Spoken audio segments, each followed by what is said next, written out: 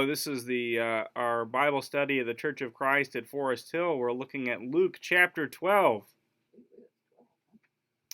Yes, we made it all the way. All the way to 12, verse 32 is where we are. So, and this is why, Portia mentioned that the song, he looks to the sparrow. Is that right? His eye is on the sparrow. That's more beautiful. Because Jesus has just gone through his teaching, about not even a, what is it? Is it sparrow here, or is it different in Matthew? Or I think he mentions birds and then ravens. What verse it is? It's in chapter 12, and let's see. It's in verses 22 through 28. More than food and body, more than clothes. Consider the ravens. Yeah. He mentions sparrows in verse 7 and then ravens here. Oh, okay. And then in Matthew 6 is where he consider the sparrows and all that kind of stuff. Yeah. Verse 7 he says at the end there. Don't be afraid, you are worth more than many sparrows. Yeah. So we use, mention some birds here. Anyway, ravens is, an interesting choice. That Luke goes with ravens. But would they have been sold to eat then, or what? Ravens? Yeah. Would that have been a food they ate? Why would they value ravens? That's a good question. Okay, so the significance, just off the top of my head, ravens. Well, they're probably mentioned because they're unclean birds. So they clean up the roadkill. Yeah, so they wouldn't have been sold to. Jews couldn't eat them, right? So if God in Texas they would say, consider how God cares even for the buzzards.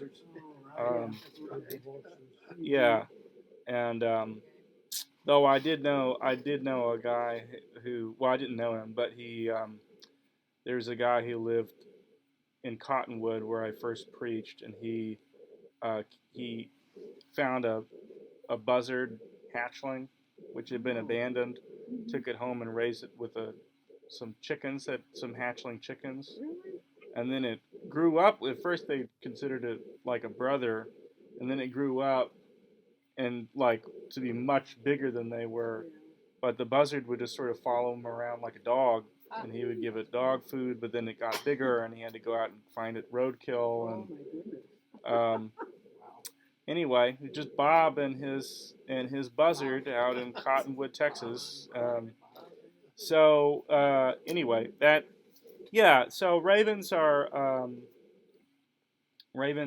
I think that's their significance there. If God even cares about these carrion birds. And they fed prophets. Yeah, they did, which is gross, right? For them, they would be like gross, but he did eat, yeah, and then you wonder where they got the meat. No. Did they eat sparrows? I can't imagine. No, sparrows are unclean. One bite is gone, Yeah, I wonder. I don't remember all the bird stuff, but ravens definitely are. But that's the significance of ravens, and ravens. I've been watching videos about ravens with the boys. They want to watch videos about ravens. They talk. They talk. They can talk. On the videos they can talk. In real life, ravens can talk. Oh, really? Yeah. Oh, interesting. Yeah, they could do the same thing that parrots can do. Really? Mm-hmm. They can mimic that. Cool. Mm-hmm. Okay. Yeah, and I never knew that. They're they're very smart. They make toys for themselves, and they remember if people have made unfair exchanges with them, and They remember them. He's been watching some videos. Oh yeah, they're really smart. They're if you trap and kill one of their friends, they'll tell all of their other friends that you're a bad guy and they won't come around. Oh, we know they can talk. Well, they really can't say that. Yeah, yeah. So anyway, they're interesting animals. The world is full of interesting animals. Okay, so now that we're done with the ornithology portion, Yes. We can move The nature on. we can move Class. on. I'd be very happy if Ezra or Isaiah turned out to be ornithologists. But Okay. anyway, We'll see in 20 years. so 32. That's what we're looking at. Joe, would you read from 32 through 40? My wife does not give up her Bible easily. I was giving it to you. I was just trying to take my notebook. Oh, honey, do not be afraid. Little flock, for your Father has been pleased to give you the kingdom. Sell your possessions and give to the poor. Provide purses for yourself that will not wear out, a treasure in heaven that will not be exhausted, where no thief comes near and no moth destroys. For where your treasure is, there your heart will be also. Be dressed ready for service and keep your lamps burning, like men waiting for the master to return from a wedding banquet, so that when he comes and knocks, they can immediately open the door for him. It will be good for those servants whose master finds them watching when he comes. I tell you the truth, he will dress himself to serve, and will have them recline at the table, and will come and wait on them. And it will be good for those servants whose master finds them ready, even if he comes in the second or third watch of the night. But understand this, if the owner of the house had known at what hour the thief was coming, he would not have let his house be broken into. You also must be ready, because the Son of Man will come at an hour when you do not expect him. Okay, so these things are connected, and I'm going to sort of, I won't say a lot about part of it because it sort of gets filled out in the next reading, but we'll kind of start, we'll go piece by piece, okay? So verse 32 follows very clearly from what he's just said, right? So don't worry about your possessions. Don't spend your life trying to accumulate goods. Because, well, I mean, it's really, don't worry because God is looking out for you. Therefore, you don't have to spend your life accumulating goods. Look at how God takes care of flowers and so on. And it's this like knowledge of God's providence in the most basic sense of God's providence. Because a lot of times when we talk about God's providence, we mean like God has a plan for your life and this sort of thing. But the most basic idea of providence is just that God provides. And not like everything you want out of life, but your basic needs. Right? Right? We wouldn't be here if those needs were not met. We'd all be dead. Right? So there's a sense in which God's providence is it's just basic to any living thing. Right? And Jesus is saying, look, like all these things live and you don't have to worry about them. They just do it on their own, right? Because God has set up systems and ecosystems in which they're provided for, and the same for you. And what human beings like to do is we like to try to control everything and make up our own ecosystems where we think we can do better, right? And we end up often messing things up for ourselves. Even on a micro level, on a macro level, right? Try to control everything so tightly we end up kind of squeezing the life out of it, and then we end up in trouble. So Jesus is saying, don't worry about that. Don't worry about accumulating stuff. Give things away. Keep goods flowing. And if they're flowing around freely, they'll come back to you when you need them. And that's the idea. So it's just like really profound if you think about it. What's the kind of ethical stance he's talking about? It's this extraordinary trust in God and neighbor. It's not just love for God and neighbor, but it's a sort of, I'm putting myself in a constant place of dependence upon either one, which is hard to do. Basically, it's just saying chill out. Chill out and trust each other. And we just got done with the guy in the barns Yeah, a couple minutes before this. that's right. Yes, that's right. That's right. Yeah. Yeah, he's the opposite of this. Like he's Oh, the opposite of absolutely. Yeah. the ravens and the flowers, right? And he's trying to control everything so that he doesn't have to depend on anybody, he doesn't have to depend on God. Mhm. He can just depend on past success. Right? Okay, I got a question about this particular one. Yeah. Because in this, I see the story about. It just went blank. The bridegroom and the. 7 wise virgins and the 7 foolish. Oh yes, okay, the virgins, and they're supposed to be waiting for the bridegroom to come. And the wise ones, take care of their lamps so they're ready when the bridegroom comes. And the others, the foolish ones, don't. So when he comes, the wise ones are ready. They're all prepared. And so to me, is that kind of like the same thing that he's talking about here? About being like generous, Um, or about like trusting, or being prepared. Your Father has pleased to give you the kingdom. Sell your possessions, give to the poor. oh, so there's another aspect to the parable of the virgins, Oh, okay.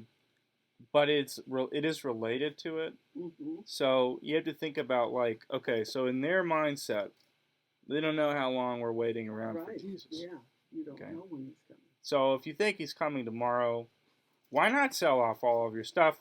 And it's not to say that we shouldn't do that now, or that if you're called, some people are called to that, I think. Mm. But everybody should do it at least quite a bit more than people that aren't Christians. Yeah. And there's history of where one of these guys that had a big following, like the Kool-Aid guy, Yeah, that's predicted when Oh. Jesus was coming, and they Mhm. sold everything and went to the highest mountain and waited on him. yeah, Mm.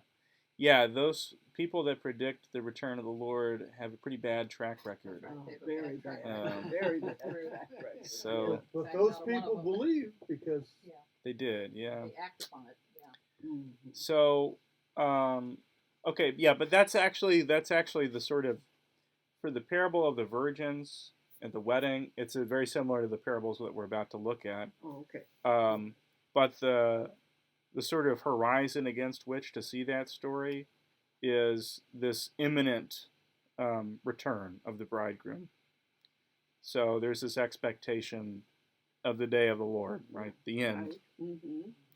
the conclusion of history, and I don't know that that's exactly the context for the selling your possessions and making alms and stuff like that. I think that's more just like God takes care of you, so you don't have to be competitive with each other. Like Right. you don't need whatever you're seeking when you're competing. Yeah. You've already got it. God's going to give it to you. Just circulate the goods and move on to other things, right? God's already given you the kingdom. Yeah. What really matters, right? He's promised. So that's what Yeah. remember that he's promised, so you don't have to worry about it. Yeah, so you have better things. And I mean, I mean, if you you can look at it like heaven, but what is heaven? I mean, what is heaven ultimately? being with God. Yeah, it's a sort of profound love that you share with God. It's a sense of loving and being loved fully, Yeah. God and others, right? Well, you'll have that in heaven, and you have that in the church. Yeah. When things go as they should. Yes. So, that's the purse that doesn't wear out, Right. right? That love of God and neighbor, which is a divine gift of grace that God gives us a little bit in the church, A little bit. and then in heaven fully. Right? Yeah. So, seek like fuller love of God and neighbor. That's the purse that doesn't wear out. Yeah. Everything else will fade away, and when you get to heaven, what will be left? Just that charity that you have for God and others. Yeah. That's it. That's the only thing you'll carry with you. Right? So that's pretty nice. You get to carry something, right? Mhm. So I think that's the idea. So I mean, I had to do a little bit of work to put it into the end time stuff, but I think it's there. I think it's kind of there, but it's not the main. It's not in the foreground at least. Yeah, The master waiting on the servants. yeah, yeah. So he kind of gets there though at the end. So he's moving steadily toward what you're talking about. Oh, okay. So the 35 through 38. You have this. You have a wedding banquet scene which Jesus likes to use increasingly. Mhm. They're slaves or servants, um, and they're waiting around for him to show up. They need to be awake. It's an important day, um, and this is a big thing, especially in the second half of Luke. Stay awake. Stay awake. Stay awake. Stay awake. Mhm. And people get so sleepy. They get so tired around Jesus. Oh yeah, look at the three at the garden. Yeah, I mean, they're just always falling asleep. And that was what I used to say to Allison whenever when the little guys were like infants and we were not either one of us getting enough sleep, and when she would fall asleep, kind of drift off, I would say, "Are you still sleeping and taking your rest?" Which she did not appreciate. That's right. Yes, I would have been lucky if she had not slapped me upside. No, she did not. So this is part of that thing, right? So what does he mean? He's just saying like, basically, stay focused. Yeah. We tend to, I think we tend to have a pretty, I think, cartoon villain understanding of evil, as though the devil is going to show up and say, you should either, be a saint, or, you should try to emulate Hitler. And that's just not the way it looks. That's not what it's like. That's not what evil is like. And generally, it's just when you sort of get tired and you don't pay attention to what's good, and you get carried off by the current. You sort of let things, so when you see somebody that has something nicer than you and you feel the impulse of jealousy or something like that, you just let it carry you. That's what we do when we mess up. We're sort of, we get carried off. And so staying awake is like, don't, in other words, keep track of yourself. Pay attention to here. I mean, stop doing this to other people and start paying attention to what's here. Stay alert. I learned a long time ago. Anytime you're doing this at somebody else, 4 fingers are the pointed rest of them are pointed back at you. Yeah. That's why I do it like this. Okay, Matt, that was good. No, that's exactly right. That's exactly right. And that's like Jesus's point in the Gospels. That's right. So it's a this is the thing that gets picked up by the monks later on. Turn it off, quick! Turn it off. By the monks, the old monks, Okay. but they're trying to pay attention. They're trying to get away out into the desert so they can pay attention to what's in here. So, and the way they talk about it, they're not out there because they're elite. They're out there because this is like a sort of intervention for people with thoroughly corrupt hearts. They have to go out in the desert, otherwise they wouldn't be able to pay attention.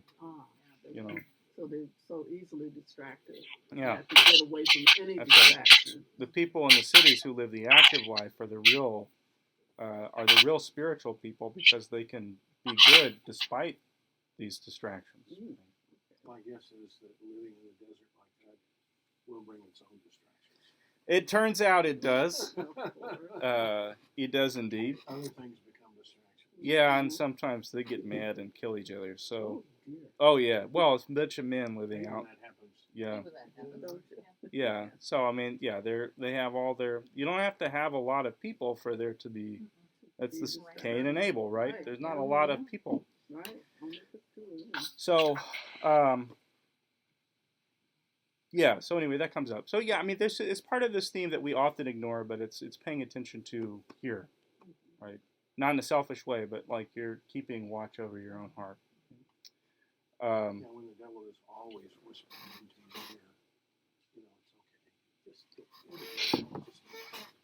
Just you have to take care of yourself. It's important. Yeah, just like he did to Eve. Just in this world, we're bombarded with that. Number one, take care of self. You deserve it. Yeah. Right. Yeah, and I mean there's a sense in which the highest, this is like the highest form of taking care of yourself is like keeping focused on the right things. You know? All those commercials where the woman ends by saying, "I'm worth it." I'm worth it. Why do I do Oh. this? I'm worth it. Yeah. Oh yeah. Okay. Yeah. So yeah. Anyway, so that's that. I want to I don't have a lot more to say about it because that's kind of what he means there. If the Lord shows up in the middle of the night and they're awake, that's good. This is also kind of foreshadowing for the disciples in the garden. They don't come off so well in those stories. Okay, any questions or thoughts about that before we move on to the next couple of verses? Let me repeat. What happens with this master servant of servants? Is that something that he's trying to paint the big picture about heaven, and you didn't get it here, like the rich man and Lazarus? Okay, I get what you're asking now. I do think it's about the day of the Lord, the return, of the master, the bridegroom, Jesus' return and judgment and all that kind of stuff. Though I don't think it's just that, because I think it's also about what I think is an experience that lots of Christians have, in which they get sleepy or distracted and they slip off for a little while until the Lord shows up and whoops, and then you sort of get back on track. I mean, that's the story of the disciples. They all blow it. Some of them worse than others. And it's all because they got, sleepy, so to speak. And Paul's companions as well. Yeah. Nobody stood with him. Yeah, that's right. Yeah, that's exactly right. Yeah, so that's one of the things. I mentioned that we were watching the Ken Burns, the U.S. and the Holocaust documentary. It's just really depressing. Yeah. But one of the mistakes that we make when we look at things like that is that we assume that it has to do with anti-Semitism being the main culprit, and you could put this on any other thing, right? But there was anti-Semitism before that, and there's still anti-Semitism in Europe, and there's not always a Holocaust. Right.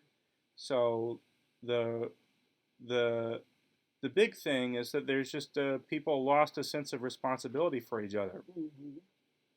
Right? So one, you can't have a democracy if you do that. Yeah. But two, when the dictator goes after people, you just don't care, or you don't care enough, or you don't think anybody else will care enough to join with you and do something about it. And Bonhoeffer is famous.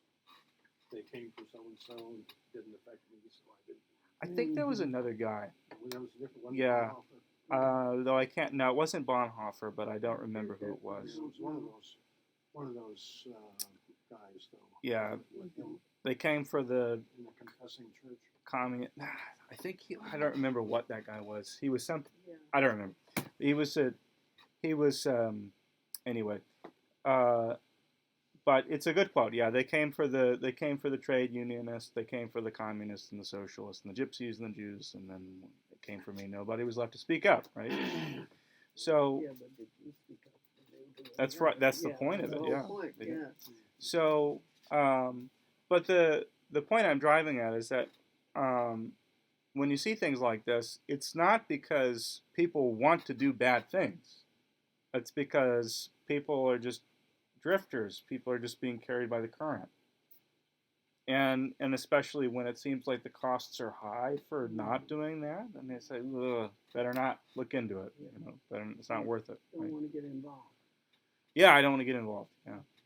You know, Pam was telling me one time that the Gestapo used to put their local headquarters In neighborhoods, in neighborhoods so that people could hear when others are being tortured. they hear the streets They could hear the screams, and be intimidated. Well, and yeah. so they wouldn't Yeah, and also do so anything that about it. everybody would know that everybody else wasn't doing anything. So they were all, they And could, that was a They were all in technique it that was together. used right along, you know, Yeah. just to make them weak. so so there's a sense in which to be good, you have to be paying attention and to avoid, and even just to avoid being sort of complicit in profound evil, you have to be paying attention. You have to be like paying attention to yourself and also to what's going on and these other things. In other words, you have to be like alert, you know, and care about other people. Right? So okay.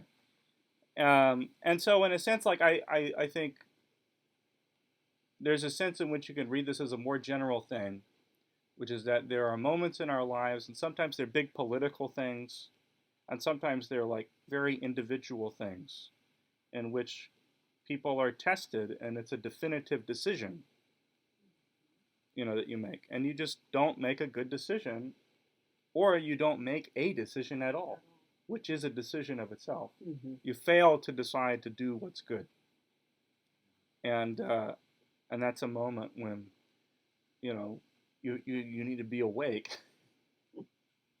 You feel like alert, okay, not be sleepy and let the current carry you away. Which I think too, like with things like adultery or whatever. I mean, it's the same thing. People, you talk to people that fall into that. That's this. They're not making decisions. They're carried off by a current. Right? So anyway, I was just trying to think of a sort of an individualized thing that people get carried into that has really big consequences. I can think of one. If you're ever in the workplace and people put their heads together and whisper about something, Yeah. if you let that go by, then you're just as guilty. You have to say something. You have to do something because they are whispering about somebody or something that they shouldn't be, and you may be next. Yeah. Yeah. Okay. Well, Portia, do you want to read the next section for us? Sure. She does. So it would be 41 through, let's say 48. 41. Okay. Then Pete said, Is your name Portia? Oh. Ooh. Peter and Portia. Peter asked, Lord, are you telling this parable to us or to everyone? The Lord answered, Who then is the faithful and wise manager, whom the master puts in charge of his servants to give them their food allowance at the proper time? It will be good for that servant whom the master finds doing so when he returns. I tell you the truth, he will put him in charge of all his possessions. But suppose the servant says to himself, My master is taking a long time in coming. And he then begins to beat the men servants and maid servants, and to eat and drink and get drunk. The master of that servant will come on a day when he does not expect him, and at an hour he is not aware of. He will cut him to pieces and assign him a place with the unbelievers. That servant who knows his master's will and does not get ready or does not do what his master wants will be beaten with many blows. But the one but the one who does not know and does things deserving punishment will be beaten with few blows. From everyone who has been given much, much will be demanded. And from the one who has been entrusted with much, much more will be asked. Okay, so this is in some ways straightforward, and then there are some little curveballs that are kind of interesting. So Peter says, "Oh, nice parable. Who's this for?" And then Jesus just basically ignores the question. Yeah, he didn't really answer it. He just sort of answers the parable with another parable, and one that also requires explanation. Mm-hmm. So anyway, okay. So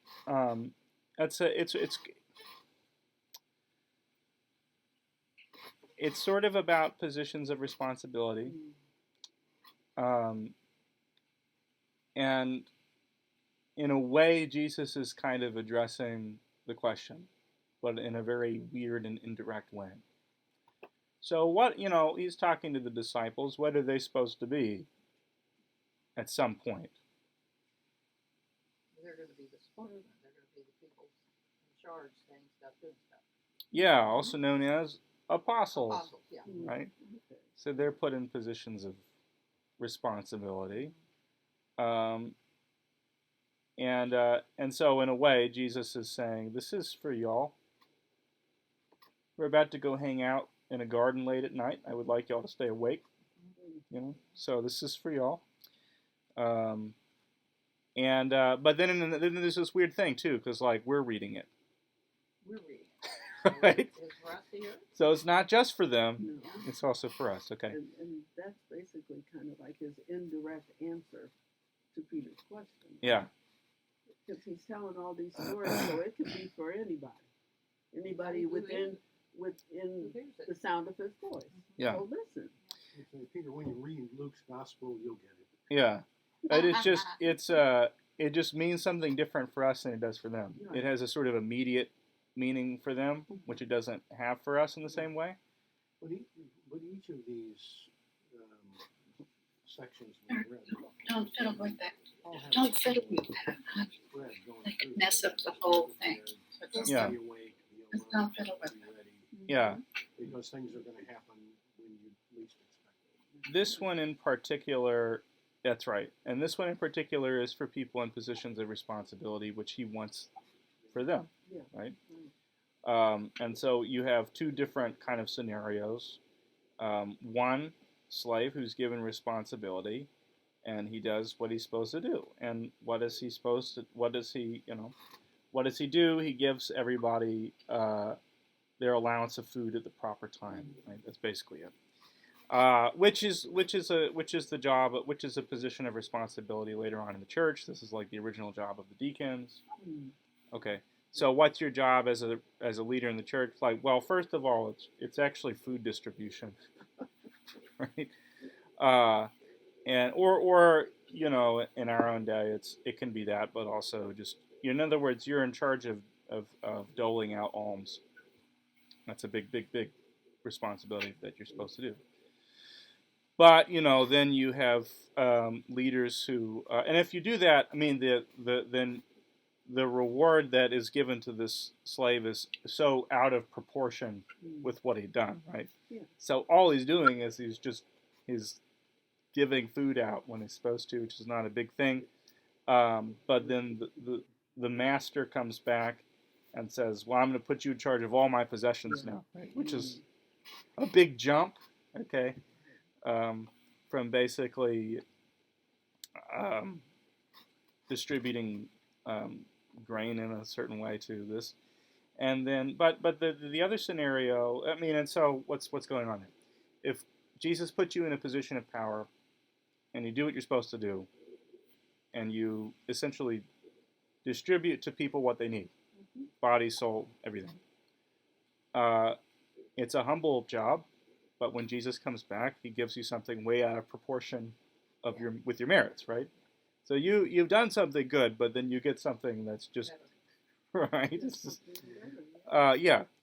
And then you've got this other guy who says the guy's master's never going to come back, so he takes advantage of his position, right? Beats them, and that says you're a person who I guess likes to have power and abuses it. I do think this is about church leaders, and what Jesus, because a lot of what Jesus says to them about who's greatest and so on. This is like he's telling them, don't be bad leaders. Like, don't be bad leaders whenever I'm gone. Don't use the position that you have to hurt people or to take advantage. Your job is to serve them, right? Unfortunately, we are too familiar with this. People that with bad church leaders. Not at Forest Hill, but I say, That's okay. We've known some, trust me. but yeah, in the church at large, of course. But what's the attitude there? If you went to some of these leaders and you said, "Do you really think that God's ever going to hold you responsible?" I mean, in a sense, they would say no, but you would say, "Of course, yes, of course, God will judge us all, right?" But then if you sort of press them, of course they don't believe it. Because they're not acting like they believe. Yeah. Yeah. Yeah, of course they don't. Of course there's something in it that, I'm never going to be held accountable. And it's probably not conscious. There's just a belief it will never come for me. I can share with you something, and they know about it because it started out with our leaders, right?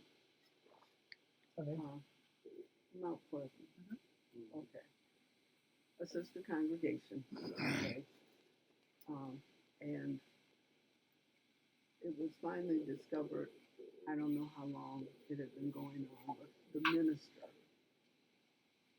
was carrying on, tell me if I'm wrong, with a member and was also doing some other things ungodly, like he was taking some of the money. Oh boy. Right. Yeah. And okay, that's not bad enough, right? But as I remember, I also think this person that he was carrying on with, didn't she end up pregnant? Yep. And Yeah. had a baby. Yeah. But it wasn't his. Yeah, if you ask him, it wasn't his. Yeah. And like I said, our leaders got involved because some people from the church there were asking for help, and it just turned out to be a mess. They finally did tell him he had to leave, and then they were trying to figure out what they were going to do. So they talked to our leaders. Our leaders talked to Joe, and for a while, I don't remember how long we did it, but he was sent over there to help out and to take the minister's place. Yeah. Yeah. So Another interim minister. another period when he Always was a interim. bridesmaid, never a bride. Oh, Yeah. he was a bride before I'm he sure ever did a came great here. job. Yeah, but like I said, we know about some of that kind of carrying on. Yeah. And it's just, But- That is not a unique story. no, no. no. Because I know of a congregation in my mother's city in Vernon. Same kind of deal. Yeah. But yeah, absolutely, it happens a lot. Oh, yeah. It's so sad. Had But- a teenage teacher that was teaching the teenagers at Mount Pleasant, Oh, really? Man. who was living with a woman and had 2 babies with her, but had no interest in marrying her. Yeah. And I said to him, do you see any conflict here with what you're doing on Sunday morning with the teens and what you're doing the other 6 days? And he didn't. Yeah. And Yeah. I think in his mind, well, everybody in the world's doing this. I'm doing it too. And probably said we're engaged. So Seems to be. Yeah. now I want to. I don't want to minimize when ministers carry on affairs, but there are other ways in which church leaders can abuse their power, which are probably more destructive, and which we don't fire them for. And by that I just mean we have not just ministers, but elders, deacons, all kinds of people, but that use their positions to sort of shame people, to sort of hurt them, to exclude them, to bully them. Yeah, and that's to me, if I see somebody who's if I see somebody who's having sex outside of marriage or something like that, and I put them next to somebody who has a sort of unquenchable desire for power over others, to belittle others, and say, like, who needs more help? It's going to be the second person. I'm in charge here. Don't you make any mistake. Yeah, and that's the, if I have to pick between who do I want to sit down with? Yeah. I want to sit down with the person who's sleeping around. Like, that's who I want to. That's who I would prefer to talk. It's easier. It's easier. You're right. Yeah, because it's like, I mean. Well, it's easy in one sense. It's easier to say. You ask them, guy, you're sleeping. Yeah, right. Are you married? No. And you ask the guy who's the leader. You say, do you see that you're abusing the people? No.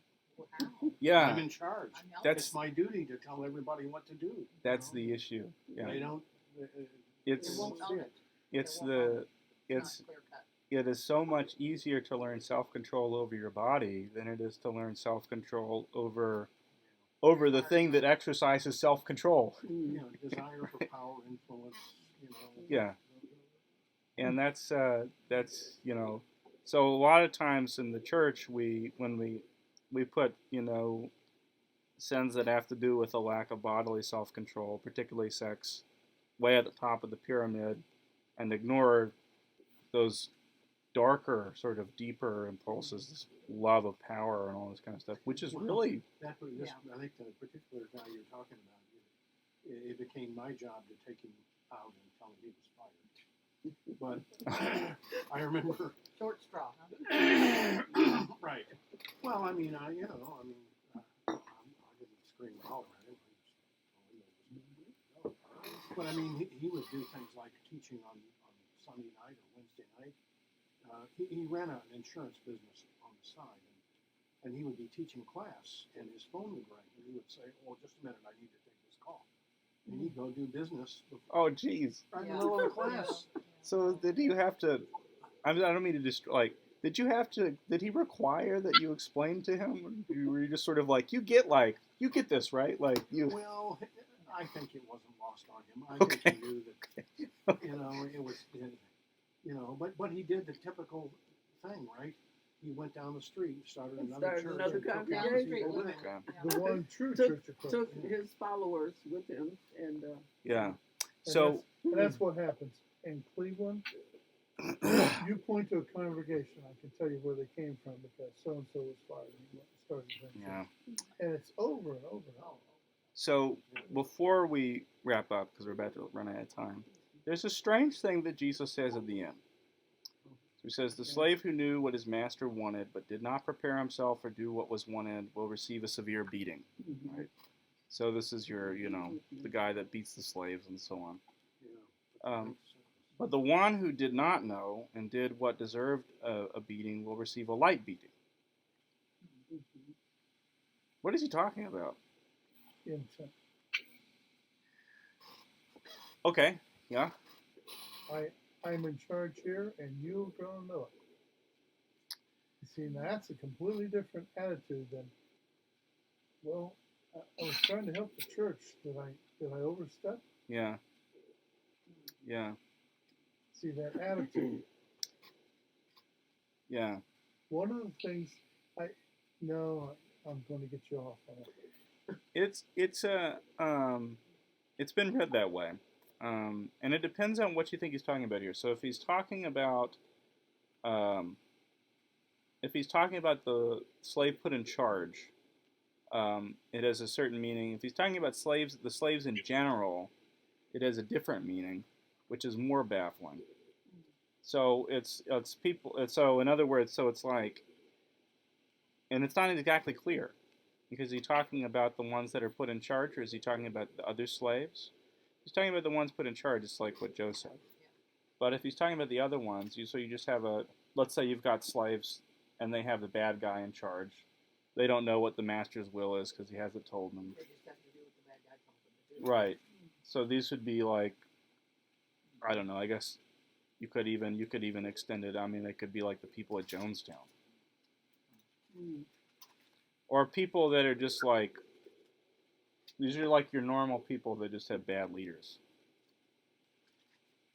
They're still culpable to a certain degree, but not in the same way. Or I refuse to believe what I see in front of me.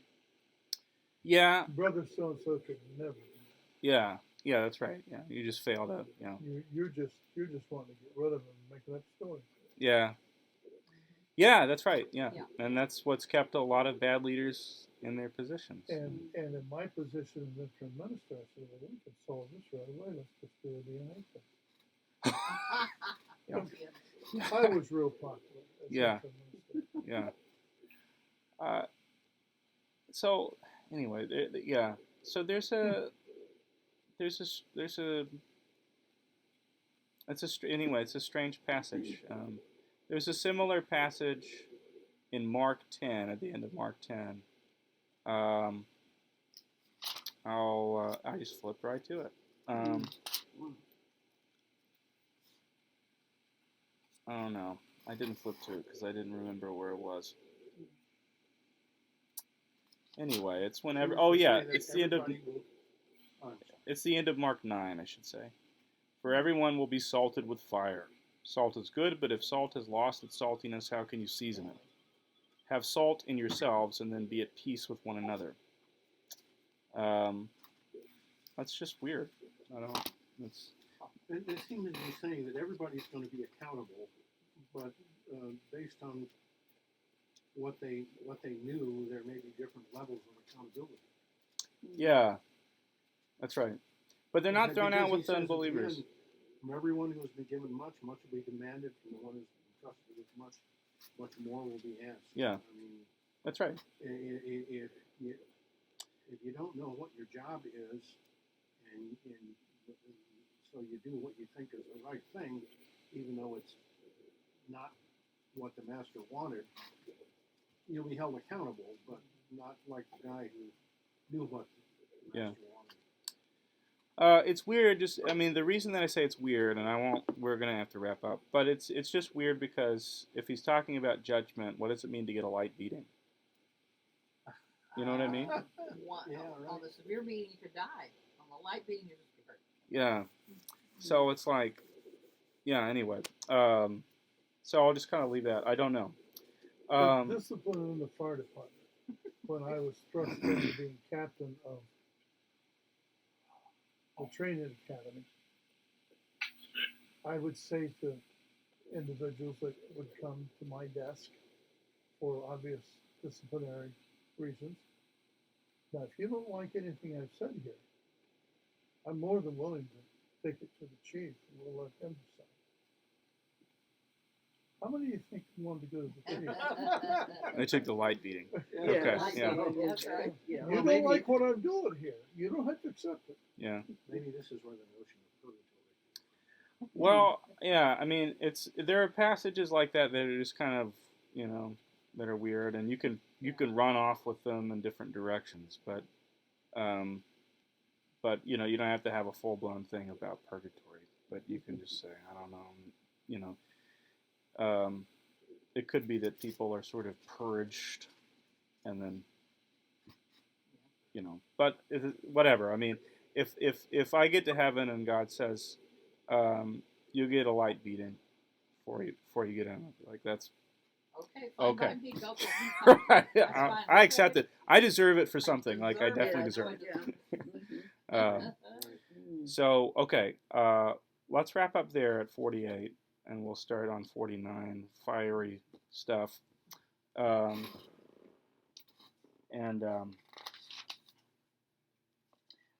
I will say the Catholic Church has sort of backed off on their purgatory stuff. Oh, really? Yeah, they have. They're sort of like, well, I mean, maybe it's right, but no, I'm sorry. They have not backed off on purgatory. They backed off on limbo. They backed off on limbo. Limbo. On the what? Limbo. Isn't that a dance? Limbo. Yes. At once? No. Can be, I suppose. Yeah, there Yeah. was. Limbo is like if you read Dante, it's the highest, it's the best level of hell. It's actually not that bad. It's just like Level of hell. it's Just a little like bit hot. a whole bunch of pagan philosophers and like poets, and they're just hanging out with unbaptized infants, and that's limbo. And Pope Francis is like, limbo's not that great. We can ditch it if you want. It's basically the idea. Well, I was reading today a news account where Pope Francis was cautioning the priests and nuns not to watch pornography. Well, Okay. He was that's telling probably a you, good idea. apparently this is a problem, and Oh, everybody my has goodness. cell Oh, my phones. goodness. Yeah. He was telling them to delete all that stuff from your cell phones. Yeah. Oh my goodness. Let's go ahead and pray. Lord, we thank you so much for this day and the blessings you've given to us. Thank you for Luke. Thank you for the words of Jesus. Help us to remember that you care for us, that we can be generous because you've been generous with us. Watch over those who are sick. Be with Mary Manigan Edwards in particular, and everyone else who is recovering or is ill. And we pray these things in the name of the Father, the Son, and the Holy Spirit. Amen. Amen. What hospital's Marianne? Hillcrest. Hillcrest. Bye-bye. Bye, Janine. Good night, Derwent. everybody, Bye. guys. Oh, Derwent's already gone. Love and hugs. All right, see y'all. Matt, if I'm going to call you sometime, when is the least bad time to call you? If you want to call me, maybe Friday at 2 o'clock or so. Well, I don't know. Friday's a long way off. Okay, But tomorrow I is just also wondered- fine. Pardon me? Tomorrow afternoon is also fine. But Friday's sort of later in the afternoon, That would be fine. or 2 o'clock or after. Yeah, maybe. either one is fine. Okay, I always feel like I'm going to be in the middle of, you're going to be writing your sermon. It's Oh, this sermon's and- done. hate to disturb you right in the middle. So Oh no, it'll be fine. That'll be fine. I'll be done by then with the writing. Yeah. Love you guys. thank you, love you all. Bye bye. All right, bye bye. Bye-bye. So you presented a paper last week. I did. What was your paper on? What was It was about my friend Maximus, Oh. From and Maxie. it was about Maximus and